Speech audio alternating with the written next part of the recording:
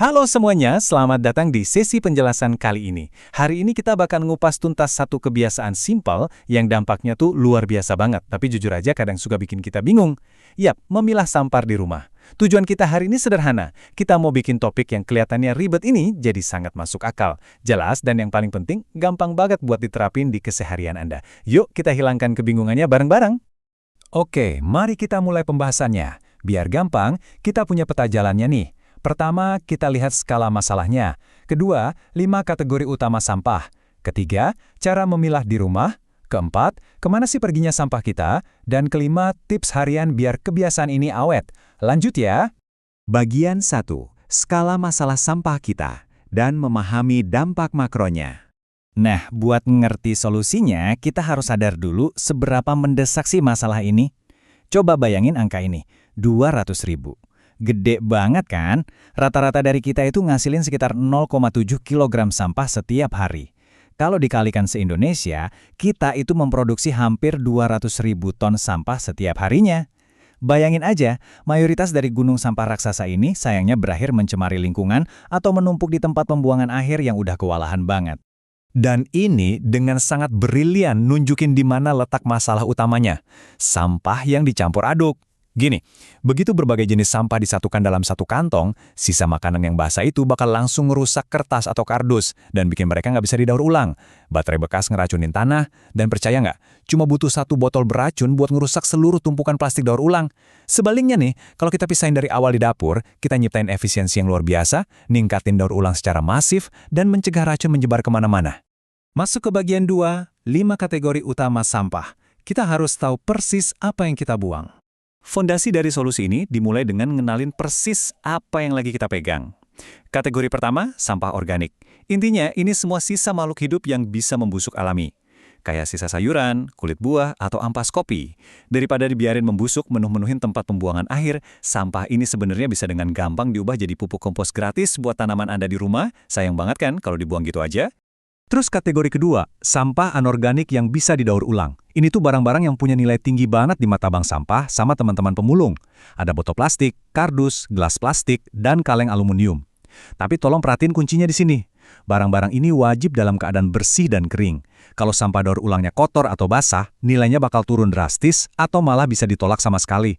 Kategori ketiga ini agak kebalikan dari yang tadi. Sampah anorganik yang nggak bisa didaur ulang. Ini mencakup plastik multilayer kayak bungkus mie instan itu. Lalu styrofoam, sedotan, dan kantong kresek tipis. Sedihnya, barang-barang yang super susah dikelola ini justru penyumbang volume paling besar yang berakhir di tempat pembuangan akhir. Soalnya untuk saat ini mereka emang nggak punya nilai daur ulang secara ekonomi. Kategori keempat adalah sampah B3, alias bahan berbahaya dan beracun. Saya harus benar-benar nekenin ini ya. Material beracun kayak baterai bekas, barang elektronik, lampu neon, atau obat-obatan yang udah kadaluarsa, itu kategori yang sangat kritis. Sampah ini beneran nggak boleh ya, sama sekali nggak boleh dicampur sama sampah biasa. Kalau kecampur, efeknya bisa bikin pencemaran tanah dan air tanah yang parah banget. Dan kategori kelima, sampah residu. Ini tuh sisa sampah yang nggak masuk ke 4 kategori tadi. Dan ya memang tak terhindarkan ujung-ujungnya harus masuk ke tempat pembuangan akhir. Tapi ini kabar baiknya buat Anda. Meskipun residu ini tetap ada, volumenya bakal menyusut secara sangat dramatis kalau Anda udah misahin 4 kategori sebelumnya dengan benar. Beneran sisa dikit banget. Oke, masuk ke bagian 3. Cara memilah di rumah. Sistem harian yang praktis. Buat diterapin di rumah Anda, kita bakal rancang sistem yang buat dengan sangat bagus, tapi tetap bersandar pada kesederhanaan. Ada 4 langkah praktis nih. Sediain minimal 3 tempat sampah aja buat organik, daur ulang, sama residu. Terus, kasih label warna atau tulisan yang gede dan jelas biar orang rumah nggak pada bingung. Biasain bilas wadah dari sisa makanan. Dan yang paling penting, langsung pilah saat itu juga di dekat tempat sampahnya. Pokoknya jangan ditunda. Nah, apa yang menarik di sini adalah ada satu hal yang sering banget bikin orang males. Ngerasa harus nyuci kaleng atau botol plastik sampai bersih total. Padahal kebersihan yang sempurna itu nggak wajib loh. Cukup bilas kilat aja, pakai air bekas cucian piring. Sedikit bilasan, itu udah lebih dari cukup buat ngebuang sisa makanan dan nyelamatin seluruh tumpukan sampah daur ulang Anda. Sangat gampang kan? Nggak ada alasan buat ribet lagi. Lanjut ke bagian 4. Kemana sih perginya sama sampah ini? Mari kita petakan tujuannya. Penting banget nih buat kita tahu tujuan nyata dari semua repot-repotnya kita di dapur. Setiap langkah memilah itu terasa makin bermakna pas kita tahu kemana arahnya. Sampah anorganik daur ulang bakal pergi ke bank sampah atau ke tangan pemulung. Sampah organik, nah ini bakal diolah jadi kompos mandiri di halaman rumah Anda. Dan untuk sampah B3 yang berbahaya tadi, wajib diserahin ke drop point khusus yang biasanya gampang dicari di minimarket atau dinas lingkungan hidup setempat. Terakhir, bagian 5, tips konsisten harian. Gimana caranya bikin kebiasaan ini awet? Memulai itu gampang, mempertahankannya yang butuh trik, betul? Pertama, libatin keluarga dengan cara yang asyik, nggak usah kesannya menggurui. Kedua, hindari stres dengan mulai dari hal kecil aja. Coba pisahin organik dan non-organik dulu deh. Ketiga, pantau terus progres Anda. Pas lihat kantong sampah utama di rumah makin kempes, wah itu bakal memacu semangat banget.